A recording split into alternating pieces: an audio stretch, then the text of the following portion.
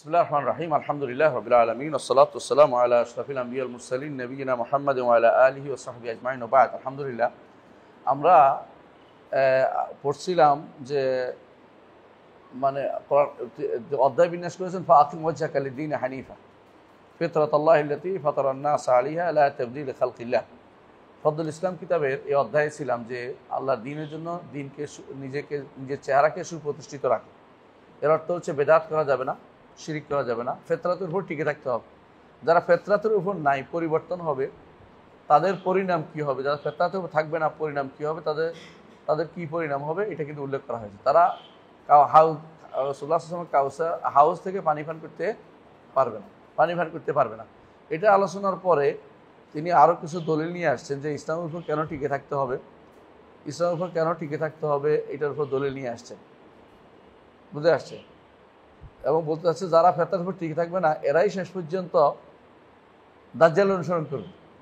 শেষের কথা এটাই ছিল, যারা ফেতরাতের উপর থাকতে পারবে না, যে ফেতরাতের উপর আল্লাহ মানুষকে সৃষ্টি করেছেন, স্বভাবজাত দ্বীন ইসলামের উপর সৃষ্টি করেছেন, যারা এর উপর টিকে থাকতে পারবে না, এরাই কিন্তু দাজ্জাল অনুসরণ করবে। কারণ তারা তখন খুব দ্রুত বলতে যাবে। আর যারা দ্বীনের উপর সুপ্রতিষ্ঠা, এরা ইস্তেকামত বলে। কোরআনে কারিমে আল্লাহ তাআলা বলেছেন, ইন্নাল্লাযীনা ক্বালু রাব্বুনাল্লাহ সুম্মা ইসতাকামু তাতানাজ্জালু আলাইহিমুল মালাইকাতু আল্লা তাখাফু ওয়া লা তাহজানু ওয়াবশিরু বিল জান্নাতি আল্লাতী কুনতুম তুআদুন। আর রাসূলুল্লাহ সাল্লাল্লাহু আলাইহি ওয়াসাল্লামকে বলা হয়েছিল, ইয়া রাসূল, আপনি তো দেখি বৃদ্ধ হয়ে গেছেন। তিনি কি বলেছেন? শাইয়াবাতনি হুদুন ওয়া আখাওয়াতুহা। হুদ এবং তার বোনেরা আমাকে বৃদ্ধ বানিয়ে দিয়েছে। হুদের এই আয়াতটি, কোন আয়াতটি? ফাস্তাকিম কামা উমিরতা, যেভাবে নির্দেশ দিয়েছেন আমরা দ্বীনের উপর সেভাবে সুপ্রতিষ্ঠিত থাকি। আল্লাহ তাআলা যেভাবে নির্দেশ দেওয়া হয়েছে আপনাকে। এবং খাওয়াত মানে এরকম আরও আয়াত আছে যেগুলি ইস্তেকামতের নির্দেশনা দেওয়া হয়েছিল রাসূলুল্লাহ সাল্লাল্লাহু আলাইহি ওয়াসাল্লামকে। তো এই জন্য দ্বীনের উপর ইস্তেকামত থাকাটা হচ্ছে, কখনো ফেতরাতে পরিবর্তন না করাটা হচ্ছে নির্দেশনা। তো গত পর্বে আমরা যেটা আলোচনা করেছি যে অনেক মানুষ পরিবর্তন হয়ে যাবে, যেটা হুযায়ফা ইবনে ইয়ামান রাদিয়াল্লাহু আনহু বর্ণনায় আসছে। মানুষদের মধ্যে একটা দিন ছিল, কদিন পরে পরিবর্তন হতে হতে একটা এমন অবস্থা যাবে যে এটা তখন ইসলাম হয়ে যাবে, অপরিচিত হয়ে যাবে, তার তনকির। এবং শেষে এমন অবস্থা হবে, দুআতুন আলা আবওয়াবে জাহান্নাম। তারা মনে করবে যে হেদায়েতের দিকে আহ্বান করতেছে, অথচ তারা হচ্ছে দুআত ইলা আবওয়াবে জাহান্নাম। এদের মধ্যে এক গোষ্ঠী হবে এরকম, যারা জেনে শুনে দিচ্ছে, এরা তো কুফরি করে যাচ্ছে। আরেক গোষ্ঠী মনে করবে হেদায়েতের দিকে আহ্বান জানাচ্ছে, অথচ তারা কিসের দিকে আহ্বান জানাচ্ছে? জাহান্নামের দিকে আহ্বান জানাচ্ছে। এরকম অবস্থা, যারা এরকম অবস্থায় কি করতে হবে এটাও বলে দিয়েছে, তালজাম জামাআতুল মুসলিমিনা ওয়া ইমামাহুম। মুসলিম জামাতকে আঁকড়ে ধরবে। মুসলিম জামাতের কথা আমরা বলেছিলাম, মনে আছে কি? আহলুস সুন্নাতি ওয়াল জামাত। আহলুস সুন্নাত ওয়াল জামাত সবসময় এক ছিল। এইখান থেকে সব ফেরকা বের হয়। যেটা আলাদা হইলেই বুঝবো যে এটা আর আহলুস সুন্নাত জামাতে নাই, এটা আহলুস সুন্নাত জামাতের অন্তর্ভুক্ত না। তাহলে এরপরে বলা হয়েছে যে এই অবস্থা যদি আমার ইমাম এবং জামাত কিছু না থাকে, কি করবে? বলছে ফাতাজিল তিলকাল ফিরাক। তখন তোমার কাজ হবে ফেরকা ছেড়ে দিলে তুমি সুস্থ থাকতে পারবে। আর যে কোনো ফেরকায় ঢুকলেই তুমি আর সঠিক কথা থাকতে পারবে না। ইসলামের সাথে আগে পিছে যত রকমের শব্দ লাগবে তত ইসলামকে ভাগ করা হবে। ইসলামের সাথে আগ পিছের কোনো শব্দ লাগতে পারবে না। ইসলাম, এই জন্য এটাকে ফজলুল ইসলাম অধ্যায় কিতাবে তিনি নিয়ে আসছেন যে মূল ইসলামকে আঁকড়ে ধরতে হবে। এরপরে বলেছেন যে এরাই সুম্মা মাঝে, এরপর দাজ্জাল আসবে। দাজ্জালের অনুসারী বেড়ে যাবে। কারা অনুসরণ করবে? এই দ্বীনের উপর যারা ইস্তেকামত থাকতে পারবে না, ফেতরাতের উপর যারা থাকতে পারবে, তারা ঠিক থাকতে পারবে না। এরপরে তিনি আবুল আলিয়া থেকে একটা তথ্য এনেছেন। ক্বালা আবুল আলিয়াকে রুফাই ইবনে মেহরান আর রিয়াহি, বিখ্যাত একজন তাবেঈ, যিনি ইমাম ইবনে আব্বাস রাদিয়াল্লাহু আনহুর ছাত্র। আবুল আলিয়ার তাফসির ইমাম বুখারী প্রচুর আনে, মুজাহিদের তাফসিরও তিনি আনেন। আর আবুল আলিয়া মুফাসসির হিসেবে সেরা। আবুল আলিয়ার তাফসিরের মধ্যে একটা গুরুত্বপূর্ণ তাফসির আপনারা জানেন, সেটা কি? সালাতের অর্থ সানা আল্লাহ, সানা মিনাল্লাহ। আল্লাহর পক্ষ যখন আল্লাহর পক্ষে সালাত হবে, ইন্নাল্লাহ ওয়া মালাইকাতুহু ইউসাল্লুনা আলান নবী, যখন আল্লাহর পক্ষ থেকে সানা হবে, সালাত হবে, তখন অর্থ হবে কি? সানা আলা রাসূল মা ইস্তাহিক, রাসূলের প্রশংসা করা যতটুকু তিনি হকদার। অর্থাৎ যখন সালাদটা আল্লাহর পক্ষ থেকে হবে, তখন এটা হবে রাসূলের প্রশংসা করা। কথা বুঝছেন তো? আর সালাত যদি ফেরেশতাদের পক্ষ থেকে হয় তখন দোয়া হবে, কিন্তু আল্লাহ থেকে যখন হবে তখন সেটা হবে উত্তম প্রশংসা, উত্তম প্রশংসা। এটা আবুল আলিয়ার একটা তাফসির। আবুল আলিয়ার তাফসিরকে অনেক সময় অনেক গুরুত্বপূর্ণ তাফসির গণ্য করা হয়, যদিও আবুল আলিয়ার মুরসাল হাদিস গ্রহণযোগ্য না। কারণ আবুল আলিয়ার মুরসালগুলোর মুসনাদ করা কঠিন, কারণ তিনি কার থেকে সব হাদিস নিয়েছেন বর্ণনা করেন নাই। যেমন সাঈদ ইবনে মুসাইয়্যিবের সমস্ত বেশিরভাগ হাদিস যেগুলি মুরসাল, এগুলি কার? আবু হুরায়রা রাদিয়াল্লাহু আনহু, আবু হুরায়রা রাদিয়াল্লাহু আনহু। ইব্রাহিম আন-নাখাঈর মুরসাল বেশিরভাগই হচ্ছে আসওয়াদ এবং আলকামা রাহিমাহুল্লাহ। তারা কার থেকে বেশিরভাগ মুরসাল করলেই ইবনে মাসউদ রাদিয়াল্লাহু থেকে, ইবনে মাসউদ থেকে, অথবা হ্যাঁ ইব্রাহিম আন-নাখাঈ থেকে। ইব্রাহিম আন-নাখাঈ হচ্ছে ইবনে আব্দুল্লাহ ইবনে মাসউদ রাদিয়াল্লাহু থেকে। না, ভুল হচ্ছে আমার, একটা হচ্ছে ইব্রাহিম আন-নাখাঈ, তার কথা বলছি। ইব্রাহিম আন-নাখাঈ যদি কোনো ইব্রাহিম আন-নাখাঈ যদি কোনো কিছু করে মুরসাল করে, তো তিনি আসওয়াদ এবং আলকামা থেকে, আলকামা কার থেকে? ইবনে মাসউদ থেকে। এভাবে তারা বলে, এবং তারা বলেও রাখছে এগুলি অনেকটা গ্রহণযোগ্য। কিন্তু আবুল আলিয়ার মুরসালগুলো এরকম না, কিন্তু তার তাফসিরটা সেরা। আবুল আলী তাফসির পেলে এই জন্য দেখবেন যে ইমাম ইবনে কাসির আবুল আলী তাফসির উল্লেখ করেছে, ইবনে তাবারিও আবুল আলী তাফসির উল্লেখ করেছে। আবুল আলী কি তাফসির করছে একটা আমরা শুনি, কি বলতেছে? হ্যাঁ, তাআল্লামুল ইসলাম, পড়েন।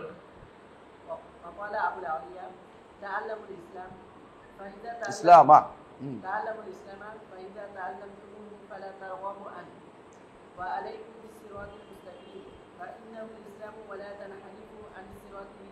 شمالا ولا يمينا وعليكم بسنة نبيكم وإياكم وهذه الأهواء تأمل انتهى মানে এখানে কথা শেষ হয়েছে। আবুল আলিয়া রাহিমাহুল্লাহ তিনি বলছেন যে তাআল্লামুল ইসলাম, ইসলামকে তোমরা শিখো। তাআল্লামুল ইসলাম, ইসলামকে তোমরা শিখো। ফাইজা তাআল্লামতুমু, যদি তখন তোমরা ইসলামকে শিখে ফেলবা, ফালা তারগাবু আনহু, এখান থেকে বেরিয়ে যেও না। তাহলে প্রথম হচ্ছে ইসলামকে শিখা, দ্বিতীয় হচ্ছে ইসলাম থেকে মুখ ফিরিয়ে না থাকা। রাগিবার পরে যদি আন হয় তখন মুখ ফিরিয়ে থাকা অর্থ হয় ওমাইয়ার গাবু আম মিল্লাতি ইব্রাহিম ইল্লা মান সাফিয়া নাফসা, আয় মিল্লাতি ইব্রাহিম থেকে মুখ ফিরিয়ে থাকা। তো এখানে ইসলাম যখন তুমি শিখছো তখন শিখবা, তখন এর থেকে মুখ ফিরিয়ে নিবা না। মুখ ফিরিয়ে অর্থ কি? ইসলাম থেকে অন্যদিকে মুখ ফিরানোর দরকার হবে না তোমার, কারণ ইসলাম পরিপূর্ণ জীবন ব্যবস্থা, ইসলাম কোনো কিছু কমতি নাই। সুতরাং তোমার দায়িত্ব হবে ইসলামে পরিপূর্ণভাবে টিকে ধরে রাখা, অন্য কোনো নীতি তন্ত্র কিছু নেওয়া যাবে না। ওয়ালাইকুম, হ্যাঁ ওয়ালাইকুম বিসিরাতুল মুস্তাকিম, তোমাদের উপর কর্তব্য হচ্ছে সিরাতুল মুস্তাকিম আঁকড়ে ধরা। সিরাতুল মুস্তাকিম কোনটা? সিরাতাল্লাযীনা আনআমতা আলাইহিম মিনান নাবিয়্যিন ওয়াস সিদ্দীকিন ওয়াশ শুহাদা ওয়াস সালিহিন, এদের সিরাতটা হচ্ছে সিরাতুল মুস্তাকিম, এদের সিরাতটা হচ্ছে সিরাতুল মুস্তাকিম। ওদের পথ থেকে যত কিছুই আকল দিয়ে হোক, দর্শন দিয়ে হোক, চিন্তা দিয়ে হোক, ফিকির দিয়ে হোক, যত কিছু একটু সরে যাবে, এটা সিরাতুল মুস্তাকিম আর নাই। এবং এটা হলো রাসূলুল্লাহ সাল্লাল্লাহু আলাইহি ওয়াসাল্লাম যেটা দেখিয়েছেন আঁক দিয়ে, যে আসতেছে সামনে হাদিসটা, আব্দুল্লাহ ইবনে মাসউদ বর্ণিত হাদিসটা, রাসূলুল্লাহ সাল্লাল্লাহু আলাইহি ওয়াসাল্লাম যেটা আঁক দিয়ে দেখিয়েছেন যে এটা সোজা পথ, এদিক সেদিক অন্যান্য শয়তানের পথ বা দুষ্টপূর্ণ পথ আছে। সিরাতুল মুস্তাকিম হচ্ছে সোজা পথ। সোজা পথ কাদের বলে দিয়েছে আল্লাহ তাআলা? মিনান নাবিয়্যিন ওয়াস সিদ্দীকিন ওয়াশ শুহাদা ওয়াস সালিহিন। আর এদের মধ্যে নবিয়্যিনের পরে সিদ্দীকিন, শুহাদা, সালিহিন সব হচ্ছে সাহাবায়ে কেরাম, নিঃসন্দেহে। অন্যদের ব্যাপারে সন্দেহ থাকলে ওনাদের ব্যাপারে কোনো সন্দেহের কোনো সামান্য সুযোগ নেই। কিন্তু আপনি যত মানুষে বলে সাহাবায়ে কেরামের কোনো বক্তব্যকে, কোনো কাজকে যাদের কাছে সামান্যতম মনে করবে যে এটা কেমনে করলো, এটা তো হইলো না, তখন মনে করতে হবে যে এটার কি আছে, কোনো না কোনো তার অন্তরের মধ্যে সমস্যা আছে, ব্যাধি আছে। এবং সে সিরাতে মুস্তাকিম থেকে যতটুকু বক্রতা অবলম্বন করেছে অতটুকু বাঁকা, সাহাবায়ে কেরামের পথ থেকে যতটুকু বাঁকা হয়েছে অতটুকু বাঁকা।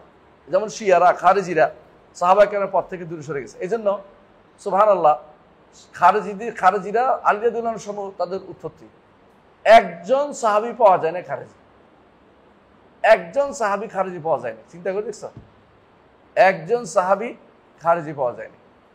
ঠিক শিয়াদের মধ্যে একজন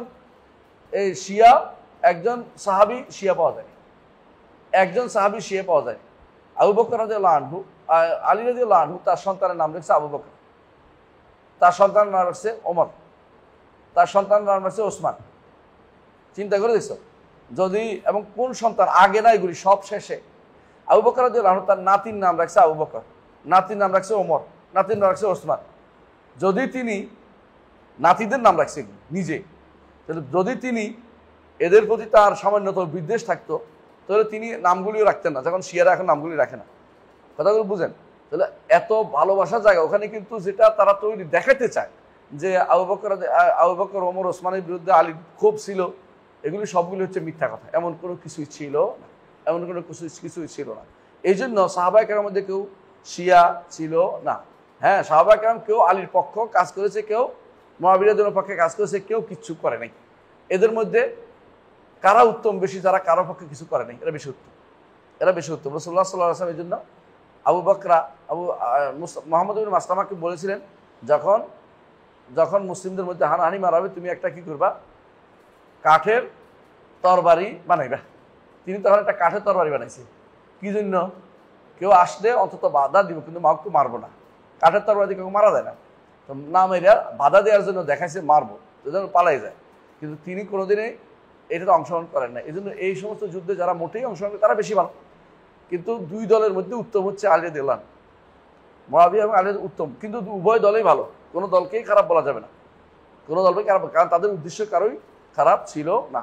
উদ্দেশ্য কারো খারাপ ছিল না, এটা আমরা শিওর বলতে পারি, কারণ উদ্দেশ্য কারো খারাপ ছিল না। মুআবিয়া রাদিয়াল্লাহু আনহু যে সিদ্ধান্ত নিয়েছেন সেটাও ভালো ছিল। মুআবিয়া রাদিয়াল্লাহু আনহু, এটা অনেকের কাছে অসহ্য হয়ে যাবে, মুআবিয়া রাদিয়াল্লাহু আনহু তার সন্তানকে খলিফা বানিয়ে গেছেন, এটা ভালো নিয়তই করছেন তিনি। কি কি ভালো নিয়ত হইতে পারে একদম বলেন তো?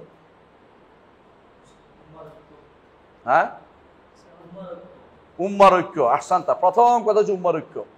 কারণ তিনি দেখেছেন যে মদিনাবাসী যদি কোনো ইয়াকে দেয়, এই হুসাইনকে দেয়, সিরিয়াবাসী মানবে না, সিরিয়াবাসী মানবে না।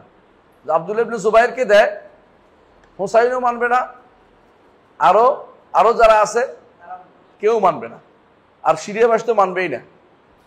অনুরূপভাবে যদি আরেক আব্দুল্লাহ ইবনে উমরকে দেয়, কেউ মানবে না।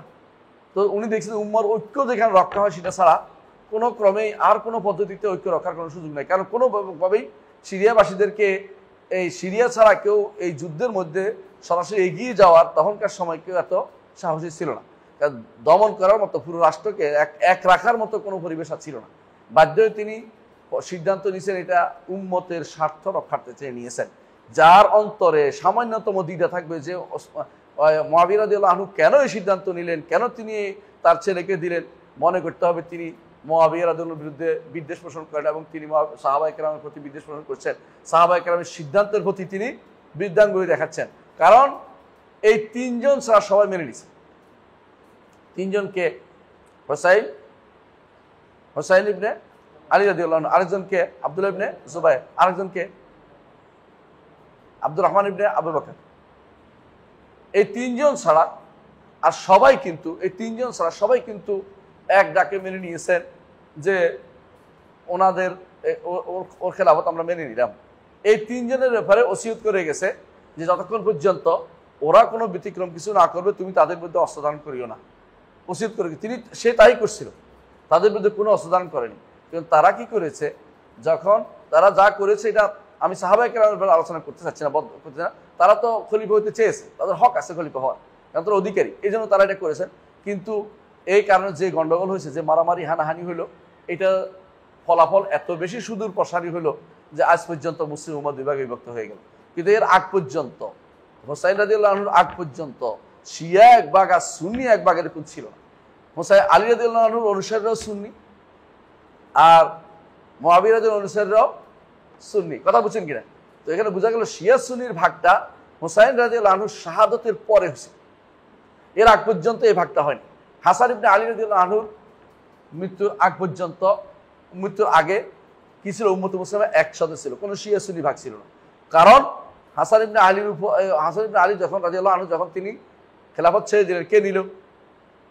মুআবিয়া রাদিয়াল্লাহু আনহু। আর মুআবিয়া রাদিয়াল্লাহু আনহুর উপরে সারা মুসলিম বিশ্ব একমত হয়েছে।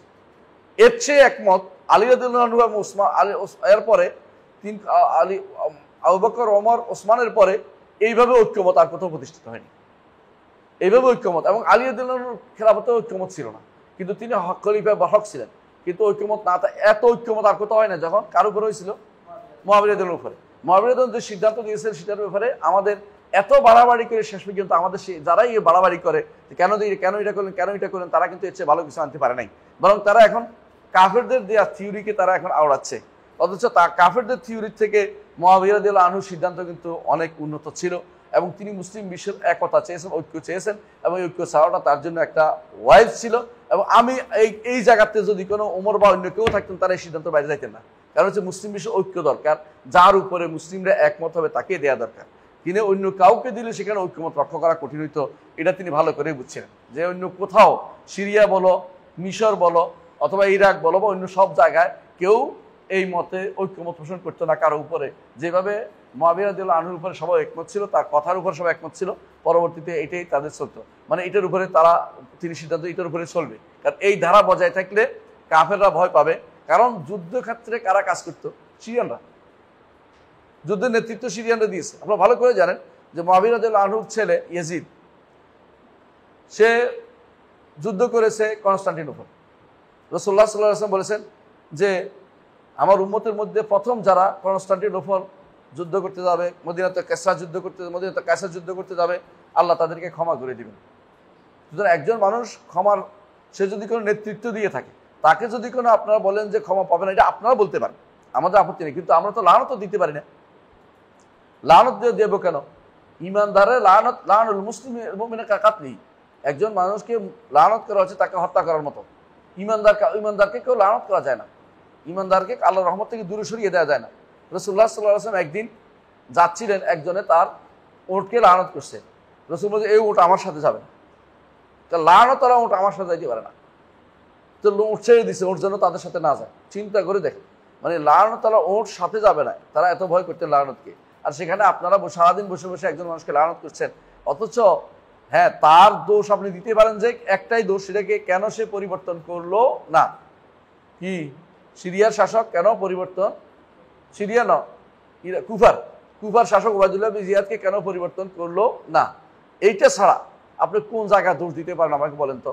কারণ মুহাম্মদ ইবনে হানাফিয়া বলতেছেন আমি তার কাছে ছিলাম 1 মাস, আমি তাকে দেখছি সালাত আদায় করতে, আমি তাকে দেখছি ভালো কথা বলতে, আমি তাকে দেখছি সে কোনো রকমের খারাপ কিছু তার মধ্যে আমি দেখি নাই। মুহাম্মদ ইবনে হানাফিয়া কে ছিল? মুহাম্মদ হানাফিয়া কে ছিল? আলী রাদিয়াল্লাহু আনহু এক ছেলে, আলী রাদিয়াল্লাহু আনহুর আরেক ছেলে। এই ছেলে ইয়ার ঘরের না, মানে ফাতেমার ঘরের না। ফাতেমা রাদিয়াল্লাহু আনহার মৃত্যুর পরে আলী রাদিয়াল্লাহু আরেকটা বিয়ে করেছেন, সেই বিয়ের সন্তান একটা ছিল, তার নাম হচ্ছে মুহাম্মদ ইবনুল হানাফিয়া। মুহাম্মদ ইবনে আলী ওনার নাম ছিল। হানাফিয়া কিন্তু মায়ের দিকে শাসন করে, কারণ তার মা ছিল বনু হানিফে, তিনি বিয়ে করেছেন পরবর্তীতে, এই জন্য মুহাম্মদ হানাফিয়া বলে। মুহাম্মদ হানাফিয়া তিনি বলছেন আমি 1 মাস ছিলাম কোথায়? সিরিয়াতে, শামে। আমি শামে 1 মাস ছিলাম, আমি তাকে আপনারা যেগুলি বলেন এগুলি দেখি নাই। তারা কি বলে? মদ খাইতো, তারপরে এটা করতো, জুয়াবাজি করতো, দুনিয়ার কাজ। আমি এগুলি কিছু দেখি না, তার মধ্যে আমি খারাপ কিছু দেখি নাই। একজন মানুষকে আপনি বদনামি করতে হলে তো প্রমাণ লাগবে। ইতিহাস বলে যেগুলি তার নামে প্রচলন হয়েছে কি তিনি মদ খাইছে, এইটা করছে, এটা সবগুলি মিথ্যা। আর যারা বলে যে তিনি হুসাইন রাদিয়াল্লাহু আনহুর মাথা নিয়ে ছড়ি ঘুরাইছেন, এটা ডাহা মিথ্যা কথা। হুসাইন রাদিয়াল্লাহু আনহুর মাথা কোথায় নেয় নাই? দামেস্কে যায় নাই। কোথায় ছিল? এটা কুফাতেই ছিল, কুফাতে দাফন করা হয়েছে। এইটাতে যে অন্যায়টা করেছে এটা করছে ওবায়দুল্লাহ বিন জিয়াদ। ওবায়দুল্লাহ বিন জিয়াদ সেখানে ছড়ি ঘুরাইছে, এই জন্য পরবর্তীতে আল্লাহ তাআলা তারা শাস্তি দিয়েছেন। প্রমাণিত সত্য যে যখন ওবায়দুল্লাহ বিন জিয়াদের লাশ আনা হয়েছে, সাপ একটা ঢুকছে তার মাথার ভিতরে, সাপে তাকে শাস্তি দিচ্ছে সাপের পক্ষ থেকে, মানে এটা একটা প্রমাণিত হয়ে গেছে। পরবর্তীতে তারা তো মেরে ফেলছে, তারা মেরে ফেলা হয়েছে, ওবায়দুল্লাহ বিন জিয়াদকে মেরে ফেলা হয়েছে। মুসাব ইবনে জুবাইরের পক্ষ থেকে মারছে, মানে আব্দুল্লাহ ইবনে জুবাইরের ভাই। তো যখন মারা হয়েছে, অথবা মুখতার ইবনে আবু উবাইদের দ্বারা মারা হয়েছে, যেটা হোক, তখন কিন্তু তারে এরকম শাস্তি দিচ্ছে, মানুষ অপমানিত করেছে, কারণ সে নাসিবি ছিল। নাসিবি মানে বুঝেন তো, আলী মানে আহলে বাইতের বিরোধী যারা তাদেরকে নাসিবি বলে। নাসিবি আলাদা, শিয়া আলাদা। আহলে সুন্নাহ হলো সবসময় মাঝখানে, যারা বাড়াবাড়ি সব দিকে করছে। শিয়া যারা বাড়াবাড়ি করে দিকে, আর ওরা শত্রুতার দিক দিয়ে বাড়াবাড়ি করে, নাসিবি ওরা।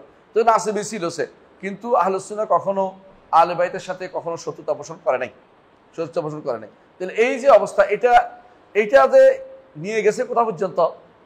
সিরিয়া শামের যে করছে বলতে, শামে সে এটা করে নাই। এমনকি যখন তাকে ওখানে দেওয়া হয়েছে, সে কিন্তু অনেক কাঁদছে, পরিবারও কাঁদছে, তার পরিবাররাও কাঁদছে, কারণ তাদের নিজস্ব পরিবারের লোক, বংশের লোক।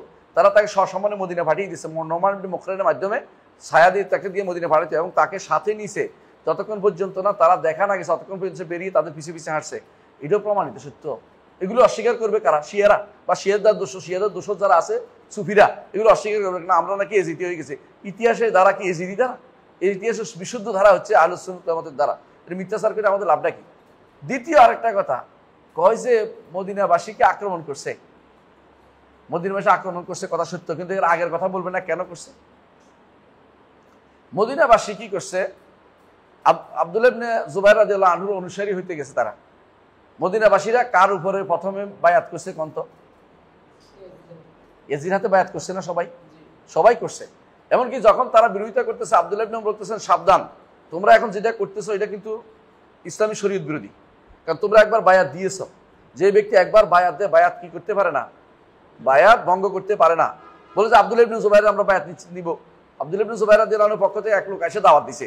দাওয়াত দেওয়ার পরে মদিনাবাসীদের মধ্যে একজন যুবক বেশি হামাস নিয়ে আগুন লাগাই দিতে পছন্দ করে যারা, তারা কি করছে? ইয়াজিদের পক্ষ থেকে যে মদিনা শাসক ছিল তারে আক্রমণ করে তার লোকদেরকে লুণ্ঠন করে মাইরা টাইরা পিড়ে দূরে দিছে। মানুষ মারছেও কয়জন। এটা শুনে তো সে খেপবেই। খলিফাতুল মুসলিমিনকে চুপ করে বসে থাকবে? খলিফা আছে, তেমন তার লোককে মেরে ফেলছে, তারাই দিছে। এখন কি তাহলে মদিনা আরেকটা রাষ্ট্র হলে ভালো হইতো? মদিনা একটা রাষ্ট্র হলে ভালো হইতো?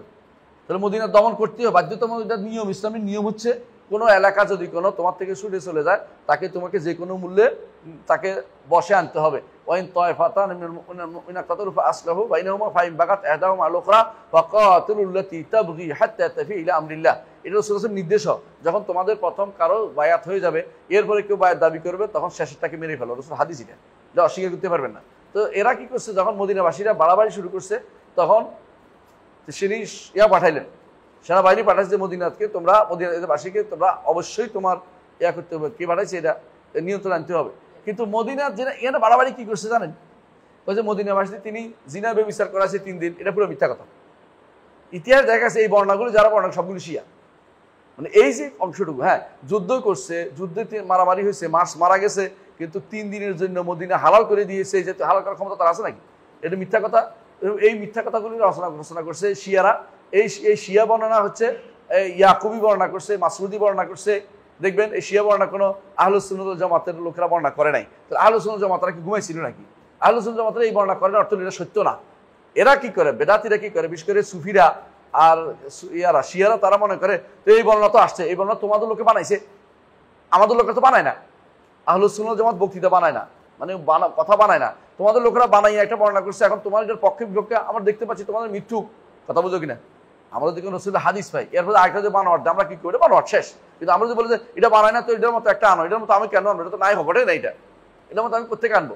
এরা এই বর্ণনাগুলি আলহামদুলিল্লাহ দেরাসে স্টাডি হয়ে বোঝা গেছে যে মদিনাবাসীকে যে বলছে যে শেষ করে দিবে, এটা মিথ্যা কথা। ইমাম আহমদের বক্তব্য দেওয়া হয়।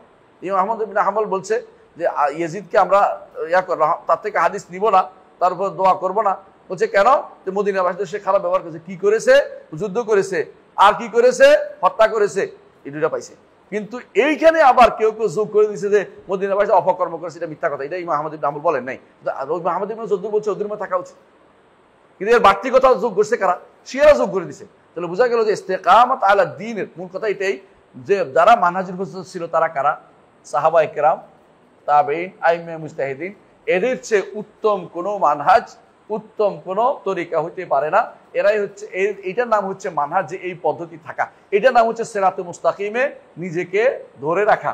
সিরাতে মুস্তাকিম থেকে সরে গেলেই মানহাজ থেকে সরে যায়। এইটারে আমরা মানহাজ নাম দিয়েছি, কারণ এটা হচ্ছে চলার পদ্ধতি। দুনিয়ার জীবনে আপনাকে প্রত্যেকটা কাজে মাথায় কারা রাখবেন? সাহাবায়ে কেরাম। যে সাহাবায়ে কেরাম কি এরকম করেছে কিনা, যদি করে প্রমাণ আছে কিনা, যদি করে সেটার প্রমাণ আছে কিনা। আমরা কালকে পরীক্ষা করতে করতে দেখলাম যে একজনের যে বক্তব্য করছে যে ওমর রাদিয়াল্লাহু আনহু যখন মিম্বরে দাঁড়াইছে তখন তার খুতবা দিতে করে আমরা খুতবা শুনবো না, সালমান নাকি দাঁড়াইছে। এটা মিথ্যা কথা, এটা একদম ডাহা মিথ্যা কথা। এমন কোনো ঘটনা ঘটে নাই। ঘটনার প্রমাণ হচ্ছে 200 বছর পরে এসে উতবি নামক এক ব্যক্তি এই ঘটনা বর্ণনা করছে। 200 বছর কেউ বর্ণনা করে নাই, কি আসমান থেকে নাজিল হলো কাছে? এটা উতবি কি করতো? সে ছিল মদখোর, মদ খাইতো। উতবি মদ খাইতো, আর উতবি বানোয়াট গল্প করতো। উতবির গল্প এর মধ্যেও আছে, ইবনে কাসিরও আনছে। উতবির গল্প এটা দিয়া ওই দাওয়াত রাসূলুল্লাহ সাল্লাল্লাহু আলাইহি ওয়াসাল্লামের কাছে এক লোক এসে কানছে যে ইয়া খায়রা মান দুফিনাত বিল কাযুব, এটা ওইটাও উদ্ভিদ গল্প। এই উদ্ভিদ হচ্ছে সে কিচ্ছা কাহিনী বর্ণনা করতে জায়গা জায়গা ঘুরে ঘুরে। এরকম আমাদের দেশে এখন অনেকেই কিচ্ছা বর্ণনা করে দেখবেন। হ্যাঁ, আপনি আশ্চর্য হয়ে যাবেন যে ওই যে আপনাদের তথাকথিত অমুক বিন তমুক একটা নাট্যকার আছে না, নাট্যকারের কিচ্ছা কইছে কি শুনছেন তো? হ্যাঁ, ওই খুঁজে পাচ্ছে না আল্লাহ তাআলা কারে এমন কার নাকিরে বাঞ্জা রাখছে। কত বড় ডাকাত, কত বড় শয়তান, মানে আল্লাহ তাআলার মানে আল্লাহ খুঁজে পাচ্ছে না কথা বলছে। আল্লাহ তাআলা বলে সমস্যা হয়ে যাচ্ছে, এই যে আজেবাজে কথাবার্তা বলছে, এগুলো ইমান নষ্টকারী না?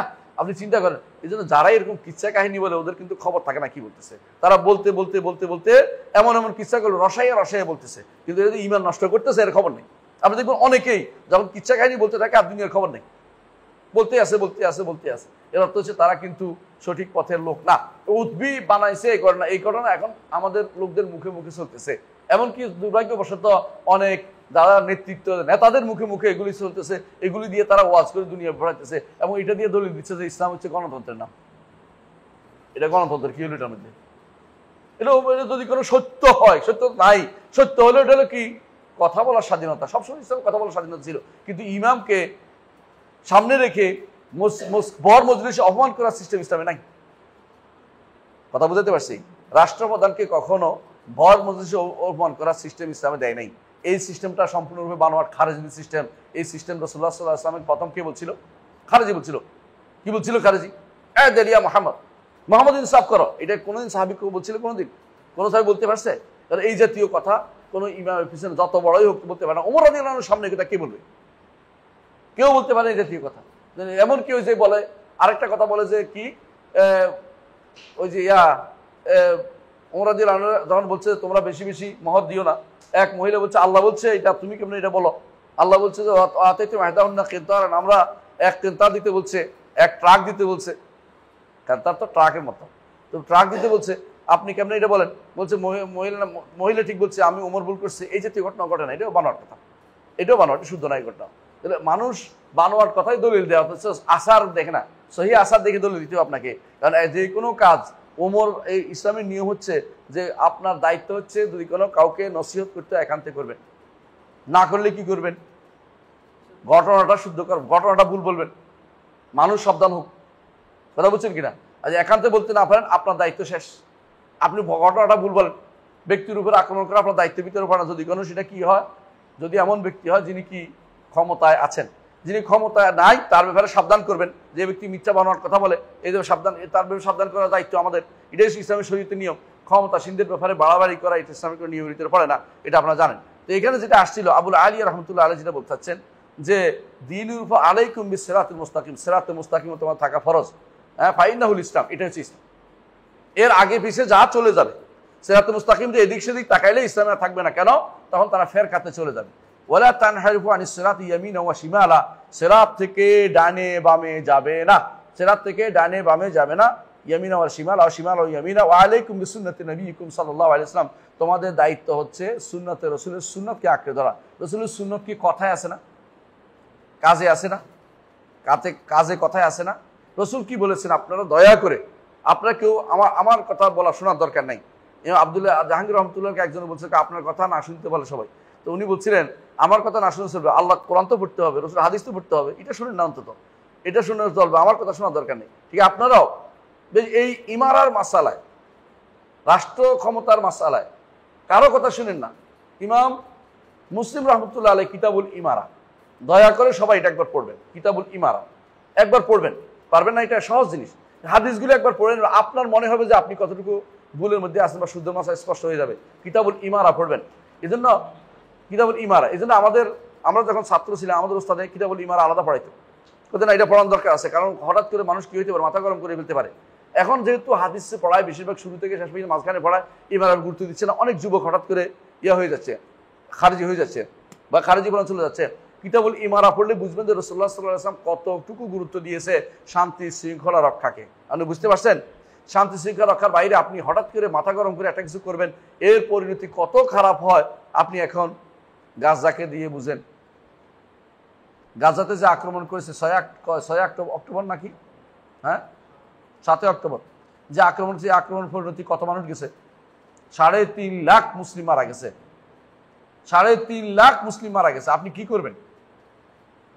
বর্তমানে গাজার 80% গাজা কিন্তু ওদের দখলে চলে গেছে, আর যেটা আছে ওই অংশ তারা কিন্তু ছড়াই দিবে। আপনি কি করতে পারছেন শেষ পর্যন্ত? কি লাভ করছেন এটা দিয়ে? আপনি কি লাভ করছেন? হেরা বলছি যে একটাই, যে আমরা একটা ষড়যন্ত্র ছিল, ষড়যন্ত্র বন্ধ। কি ষড়যন্ত্র ছিল? কিছুই না, এদেরকে আগুন পিছন দিয়ে আগুন দিয়ে দিছে, পিঠে তাল দিয়ে দিছে, শুরু কর, আমরা আসি। যখন এরা মারা গেছে তখন কি আছে, ওরা নিজেরা যখন শান্তি চুক্তি করছে আমেরিকার সাথে, ওদের নামও নেয় নাই, নামও উল্লেখ করে নাই, কারণ সুন্নি মরে গেছে, অসুবিধা কি? সুন্নি মরলে তো ওদের লাভ, শিয়া বাড়লো, ওরাই চিন্তা করে নাই কোনোদিন। আপনারা সবসময় খুশি থাকেন এই সমস্ত বক্তব্য নিয়ে। এরা কোনোদিন মুসলমানদের বন্ধু না, সবসময় শিয়ারা মুসলমানদের শত্রু ছাড়া কিছুই না, এটা আপনাকে বুঝতে হবে। আপনাদেরকে লাগিয়ে দিয়ে ওরা আনন্দে দেখতে থাকে কি ঘটনা ঘটছে, দেখি কি হয়েছে, দেখি। নাউজুবিল্লাহ। সবাব তিনি দিলা বলছেন ইয়াকুম হাযিল আহওয়া, এই যে প্রবৃত্তি তাড়না হইয়া মানুষ বিভিন্ন রকমের ভাগ ভাগ হয়, এ থেকে তোমাদেরকে দূরে থাকতে হবে। এরপর তাআম্মাল কালাম আবিল আলিয়া, কে বলতেছে এটা?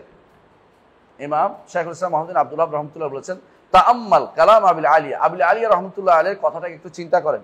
মা আজাল্লাহু, হাদা মা আজাল্লাহু, মা আজাল্লাহু, কতই না গুরুত্বপূর্ণ, সম্মানিত, মর্যাদাপূর্ণ কথা এটা, কত মহৎ কথা এটা। ওয়া আরিফ জামানাহু আল্লাযী ইউহাদ্দিরু ফীহি মিনাল আহওয়া'i আল্লাতী মান ইত্তাবা'হা ফাকাদ রাগিবা আনিল ইসলাম। আরেকটু চিন্তা করেন, আবুল আলিয়া কোন সময়? তাবেঈদের সময়। তখন কি ফিতনা বেশি ছিল না কম ছিল?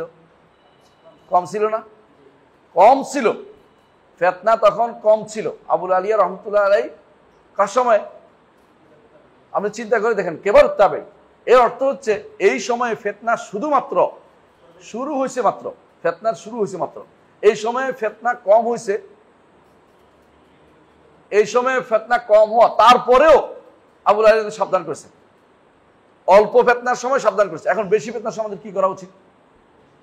হ্যাঁ, যখন আবু আলিয়া রহমতুল্লাহ আলাইহির সময়ে ফিতনা ছিল মাত্র কয়টা? একটা দুইটা ফেরকা, অথবা সর্বোচ্চ 4টা ফেরকা ছিল। একটা ছিল কি? খারেজি, একটা ছিল শিয়া, আর একটা ছিল কাদারি, একটা ছিল জামাত। এই সময় এত ফিতনা আর আসে নাই, বুঝছেন তো? আবু আলিয়া এত ফিতনা শুরু হয়নি। তখনও মুতাজিলারা আসে নাই, তখনও জাহমিয়াদের তৈরি হয় নাই, তখনও মুরজিয়ারা আসে নাই, তখনও খারেজিদের পূর্ণ তৈরি হয়। ফারেজি আগে ছিল, বুঝছেন তো? মানে নতুন সিস্টেমে আসে নাই, মানে শুধু ওই খারেজি নাহরাওয়ানের খারেজি ছিল। এই সময়ে তিনি সাবধান করেছেন এদের সম্পর্কে। আর এখন যত ফেরকা বেরোচ্ছে, আমাদের কত বেশি সাবধান করা উচিত, কথা বুঝতে পারছি? এটা বলতেছেন তিনি। ওই সময় যদি কোনো কেউ এইগুলি থেকে, এই ফেরকার অনুসরণ করতো, ইসলাম থেকে মুখ ফিরিয়ে এসে বলা হয়তো, এখন তো সে অবস্থায় নাই। হ্যাঁ, তারপরে আসেন।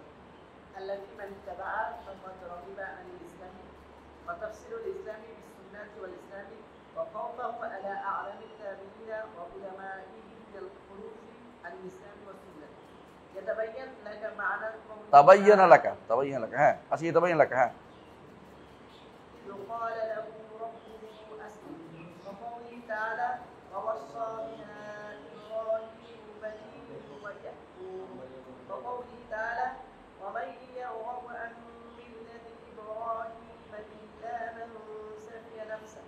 وأشباهه هذه الأصول الكبار التي هي أصل الأصول والناس عنها في غفلة وفي معرفته هذا يتبين لك معنى الأحاديث في هذا الباب وأمثالها। আমসালিহা, ঠিক আছে। এখানে আসেন, একটা সুন্দর কথা বলছে, দেখেন তিনি কি বলছে। আলাইকুম বিসিরাতিল মুস্তাকিম ফাইন্নাহুল ইসলাম। কে কইছে এটা? আবুল আলিয়া। যে তোমার উপর কর্তব্য হচ্ছে সিরাতুল মুস্তাকিম ধরা, এটার নাম হচ্ছে ইসলাম। আহওয়া পরিত্যাগ করা, বিভিন্ন প্রবৃত্তি, বিভিন্ন ফেরকাকে পরিত্যাগ করে চলা, এটা নাম হচ্ছে ইসলাম। এই যে তিনি ইসলামের, এরপর বলছেন যে তো আলাইকুম বিসুন্নাহ, একবার বলছে সিরাতুল মুস্তাকিম, আবার নাম করেছে কি আলাইকুম বিসুন্নাত, সুন্নাতে নবীকুম, তাই তো? তো তিনি বলছেন যে ইসলাম হচ্ছে সুন্নাহ। ইসলাম হচ্ছে কিসের নাম? সুন্নার নাম, সুন্নার নাম। ওয়া খাউফু আলা আলামিত তাবেঈন, তাবেঈদের মধ্যে যারা বড় বড় ওলামা, ওদের কাছে ভয় করেছেন তিনি। ভয় করে বলছেন যে সুন্নাহ থেকে, কিতাব সুন্নাহ থেকে, কোরআন সুন্নাহ থেকে, ইসলাম ও সুন্নাহ থেকে বের হওয়া যাবে না। ইসলাম ও সুন্নাহ থেকে বের হওয়া যাবে না, বুঝছেন তো? তাহলে ইসলাম কোনটার নাম? সিরাতুল মুস্তাকিমের নাম। ইসলাম হচ্ছে সিরাতুল মুস্তাকিমের নাম। সিরাতুল মুস্তাকিম থেকে যদি এদিক সেদিক করা হয়, তাহলে সেই ব্যক্তি ইয়ামিন ও শিমালান করলে ইসলাম থেকে সে মুখ ফিরিয়ে নিল। এটা কে বলছে? এটা আবুল আলিয়া বলছে। যদি এইটা আপনি ভালো করে বুঝে থাকেন, যে আবুল আলিয়া কোন বিষয়ে সাবধান করছে, কোন বিষয়ে ধরতে বলেছে, কোন বিষয়ে সাবধান করেছে? আহওয়া থেকে, প্রবৃত্তির অনুসরণ থেকে সাবধান করেছে, যেন ইসলাম থেকে মুখ ফিরিয়ে না থাকে। ধরতে বলেছে ইসলামকে এবং সিরাতে মুস্তাকিমকে। এটা যদি বুঝে থাকেন তাহলে আপনি আবার আয়াতগুলো স্পষ্ট বুঝতে পারবেন। আল্লাহর আয়াতগুলো, আল্লাহ তাআলা কি বলছে? ইসকালাহু রব্বু আসলিম ক্বালা আসলামতু লিরাব্বিল আলামিন। ইব্রাহিম আলাইহিস সালাতু ওয়াস সালাম যে তিনি ইসলাম গ্রহণ করেছেন, পরে ইসলাম আল্লাহ রাব্বুল আলামিন যিনি আত্মসমর্পণ করেছেন, এটা আপনি বুঝতে পারবেন যে ইসলাম কাকে বলে, অর্থাৎ পরিপূর্ণ সিরাতে মুস্তাকিমে থাকার নাম হচ্ছে ইসলাম।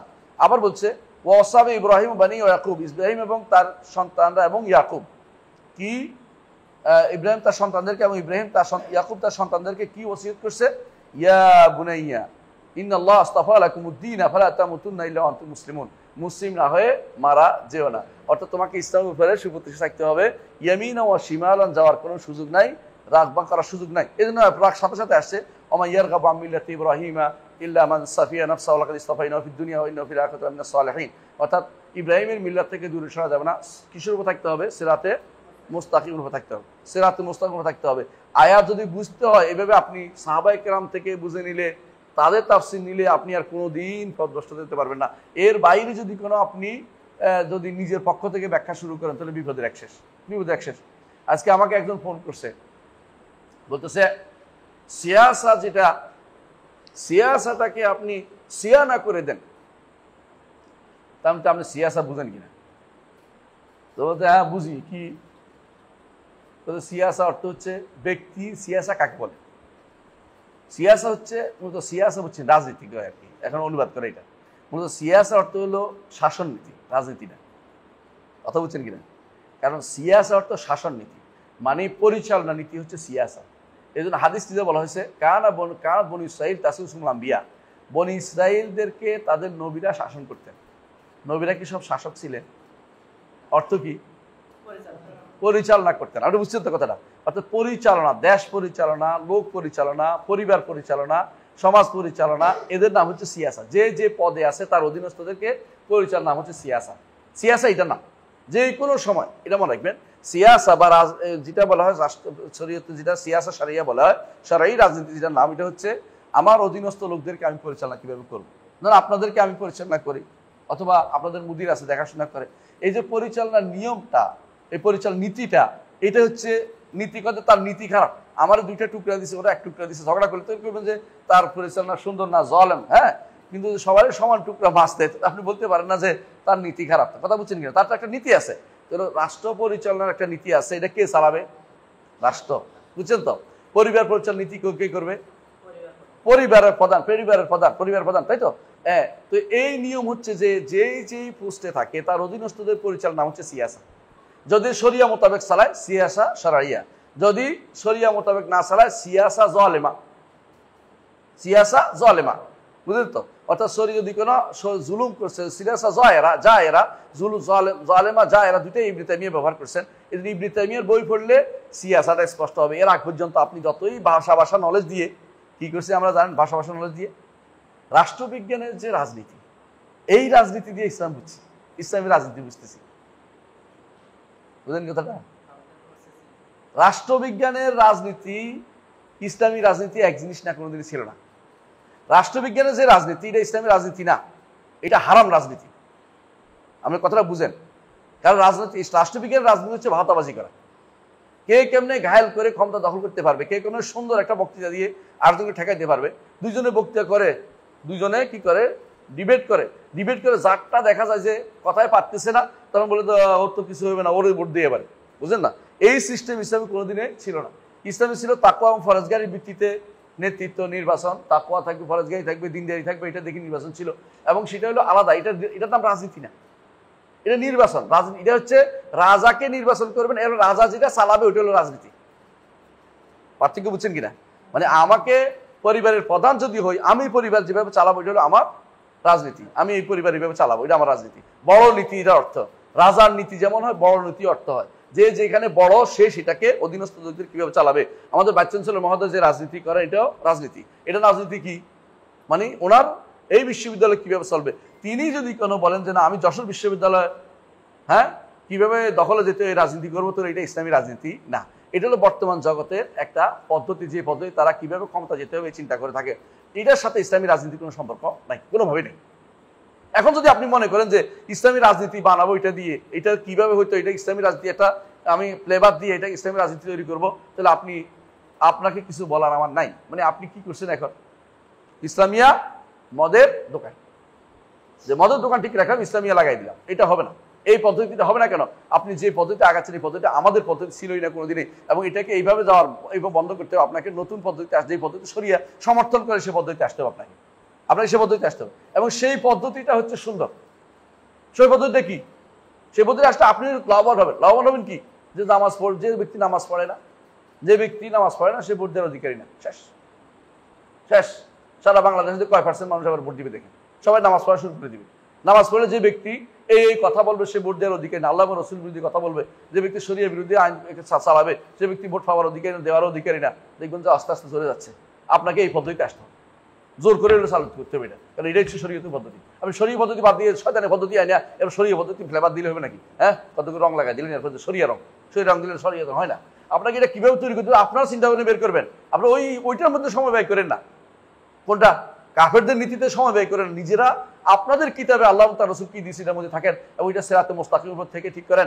এইদিকে একবার টান, এদিকে গণতন্ত্র, এদিকে সমাজতন্ত্র, এদিকে হ্যাঁ সেকুলার তন্ত্র, ওইদিকে অমুকতন্ত্র, এদিকে দেশাত্মতন্ত্র, ওইদিকে হ্যাঁ কি বহুত্ববাদ।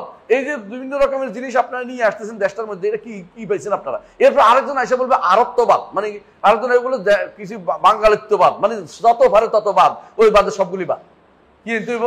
সরাসরি ইসলাম আপনাকে প্রতিষ্ঠা করতে হবে। ইসলামের যে নীতি আছে ওর ভিতরে থেকে আপনাকে কাজ করতে হবে। ডানে বামে তাকাবেন, আপনি কিন্তু ইসলামের উপর নাই। যত চালাকি করেন না কেন, একদল অবশ্যই হক কথা বলবে। এই একদল হক কথা যারা বলবে তাদের মধ্যে আপনি থাকুন, যে আমি হক কথা বলবো। আমি কি ক্ষমতায় যেতে পারবো? না কেউ ক্ষমতা দিতে পারবে? শুধু শুধু কত বছর নষ্ট করছি আমরা এই দিনটা না বুঝে, এই কাজটা না বুঝে। আমরা যদি কোনো এই জিনিসটা মানুষের অন্তরে ঢুকাইতে পারতাম যে এটা কিন্তু কুফরি, আপনার এটা কুফরি, এই যে কথা বলছেন, এটা কিন্তু ইমান থাকে না। মানুষ কিন্তু আল্লাহকে ভয় করত, আল্লাহকে ভয় করত, যে ইমান থাকে না। এরপরে যেটা এরপরে টুপি মাথা দিয়ে আসলেও কিন্তু মানুষ ভোট দিত না, ইমান নাই। কিন্তু ওই বেটার ইমান নাই। যে ব্যক্তি বলতেছে যে আমরা শরিয়া আইনে বিশ্বাস করি না, সে ব্যক্তি কি ইমানদার?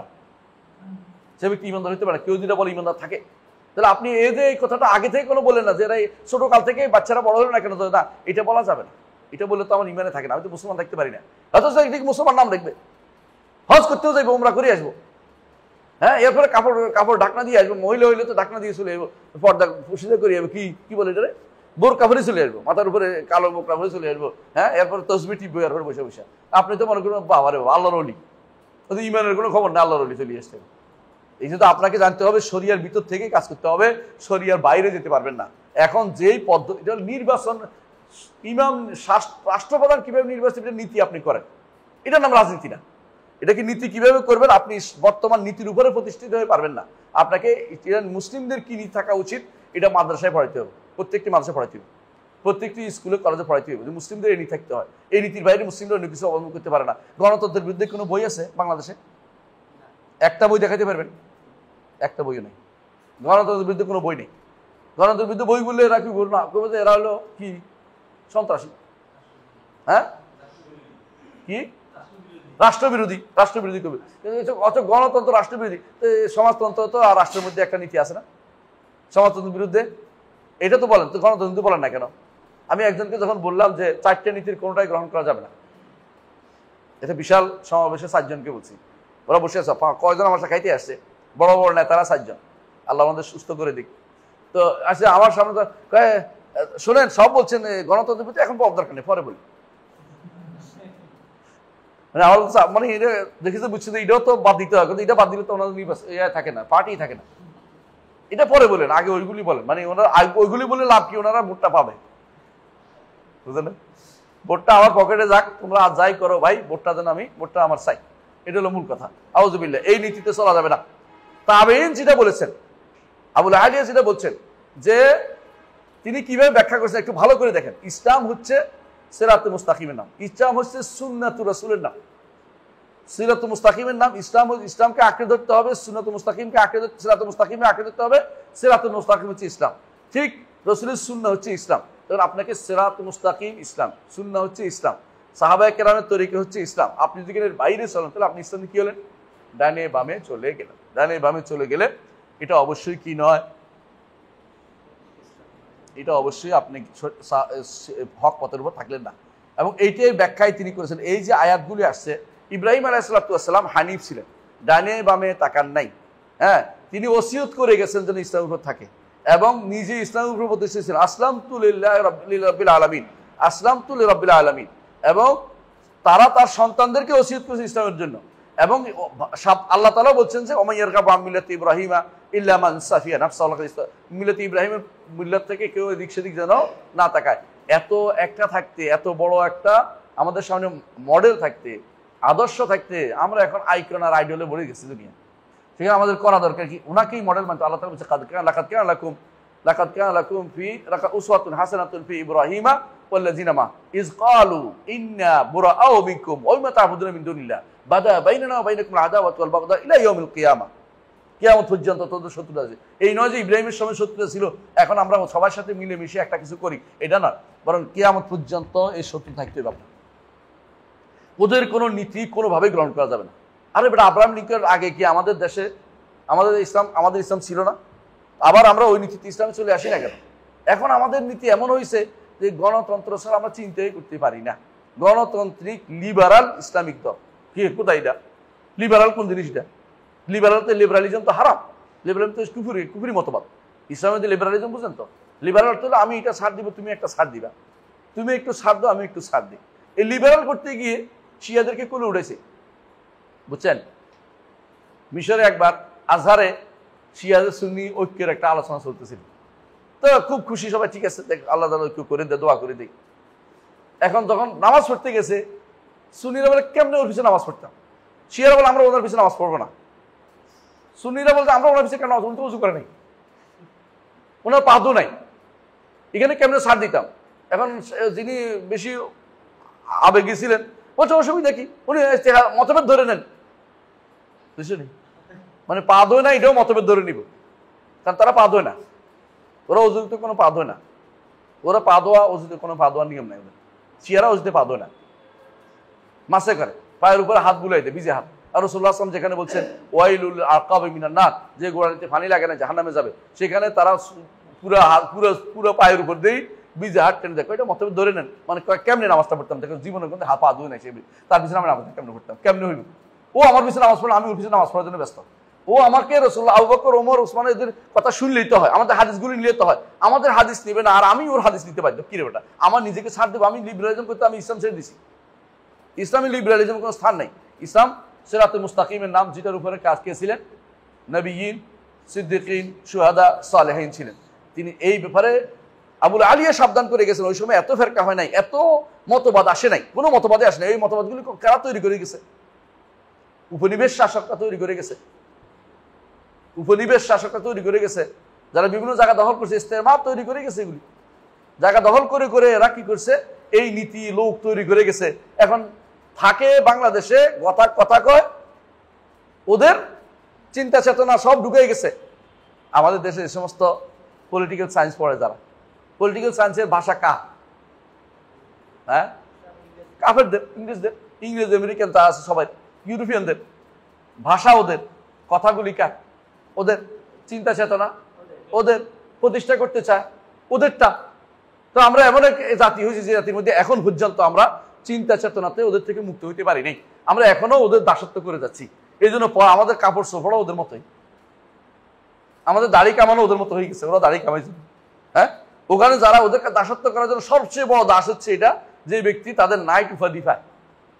নাইট উপাধি পাওয়ার জন্য অনেকে কি করে? ওদের রানীর লাঠির নিচে বসে থাকে, হাঁটু দৌড় করে বসে থাকে। দেখছ তুমি? আসলে আবেদন দেখছো না তোরা কি করছে? এটা খবিস কখন কোথাকা মরে গেছে, যেখানে ইচ্ছে যেখানে যায়। সেই বাংলাদেশে এমন অপকর্ম করেছে, বলছে আমি 7% থেকে 3% নিয়ে আসছি জনসংখ্যা বিস্ফোরণকে। এটা কেউ করতে পারে নাই। যতই অ্যাড দিছে, এটা করে মানুষের কাছে শুনবো না। কিন্তু সে কি করছে? ওই যে বিভিন্ন নাম দিয়ে, স্যানিটারি নাম দিয়ে, বিভিন্ন নাম দিয়ে, খেদমত নাম দিয়ে বিভিন্ন জায়গায় ব্রাক করছে, এটা করছে। ওরা কি করছে? ঔষধের নাম দিয়ে, ওই যে বিভিন্ন খাওয়ার নাম দিয়ে আস্তে আস্তে বন্ধাকরণ দিকে চলে গেছে, সন্ততি বন্ধ হয়ে গেছে।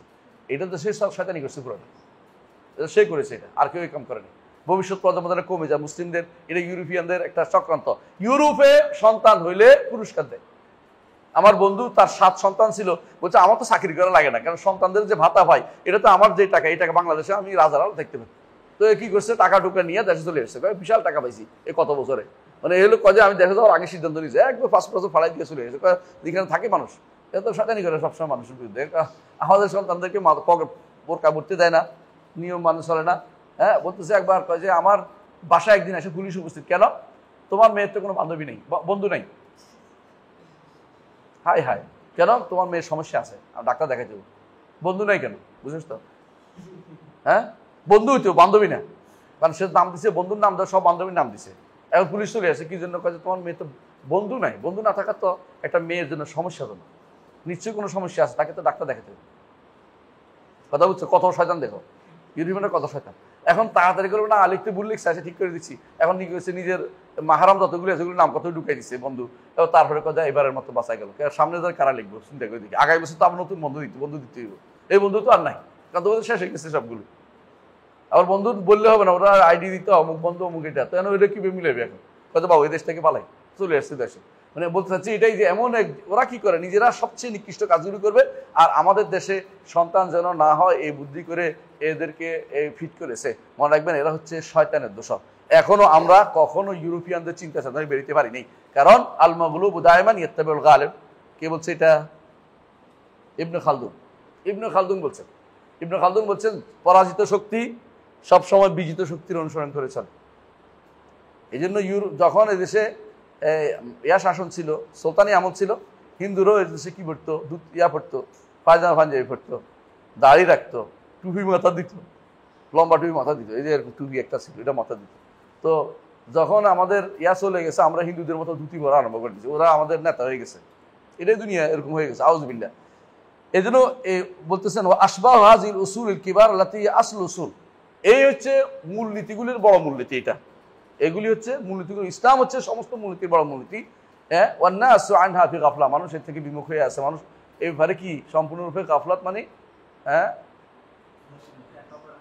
উদাসীন হয়ে আছে, উদাসীন হয়ে আছে। হ্যাঁ, এইটা যদি ভালো করে বুঝেন, এই অধ্যায়ের হাদিস এবং কোরআন আয়াত আপনি বুঝতে পারবেন।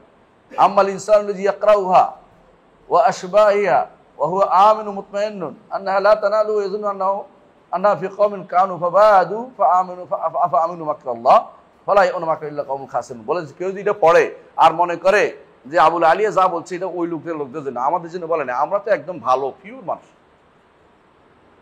অনেকে কি করে, যখন আমরা কোনো কোরআন আয়াত বলি, হাদিস বলি, অথবা কোনো ব্যাখ্যা বলি ইমামদের থেকে, তখন এটা ওই যুগের ছিল, এই যুগে তো এগুলি চলে না, অথবা এই যুগে আমরা সমস্যা নেই। যারা এই কাজ করবে উনি বলতেছেন আফা আমিনু মাকরাল্লাহ ফালা ইয়া'মুনু মাকরাল্লাহ ইল্লাল কওমুল খাসিরুন, এত ক্ষতিগ্রস্ত অন্তর্ভুক্ত হবে। কারণ যারা এরকম আল্লাহর এই মাকার, যেটাকে বলে আল্লাহ তাদের খারাপ চাচ্ছেন, যেটা আল্লাহ তো খারাপ চান, যে বান্দা আল্লাহ কারো খারাপ চান, যারা নিজেরা সৎ পথে চলতে চায় না তাদেরকে আল্লাহ খারাপ চান। খারাপ যদি চাইছে আল্লাহর মাক্কার যে চাচ্ছেন তারা, এরা আল্লাহ তাআলা যে তাদেরকে ফেলবেন না, বিপদে ফেলবেন না, এটা তারা বসে আছে, কিচ্ছু হবে না, এদের তো বিপদে পড়বে। তারা খাসের যারা ক্ষতিগ্রস্ত, তারাই শুধুমাত্র এই বিপদে পড়বে। সূরা আরাফ 99। হ্যাঁ, ওয়ান ইবনে মাসউদ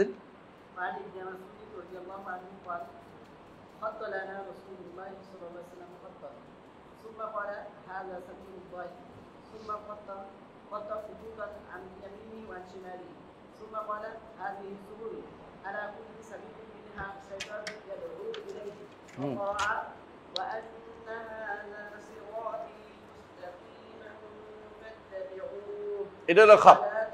হ্যাঁ, দাঁড়ান, এটা হলো খত। রাসূলুল্লাহ সাল্লাল্লাহু আলাইহি ওয়াসাল্লাম একটা লম্বা খত আছে, সুম্মা ক্বালা হাযা সাবিলুল্লাহ, এই পথে ডাকলে, এই পথে চললে সোজা জান্নাতে চলে যেতে পারবে। তারপর বলছে সুম্মা খাত্তা খুতুতান ইয়ামিনি ওয়া শিমালি,